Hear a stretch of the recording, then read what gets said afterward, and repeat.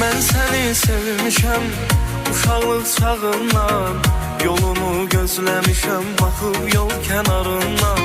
Mən bundan xəbərsiz, səssiz, səbirsiz hər gün ötüb gedirdim beləcə yanından.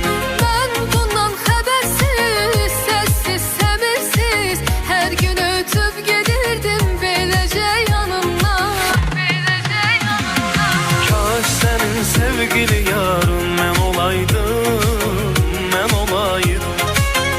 Gecə gündüz başına dolanaydım gözəl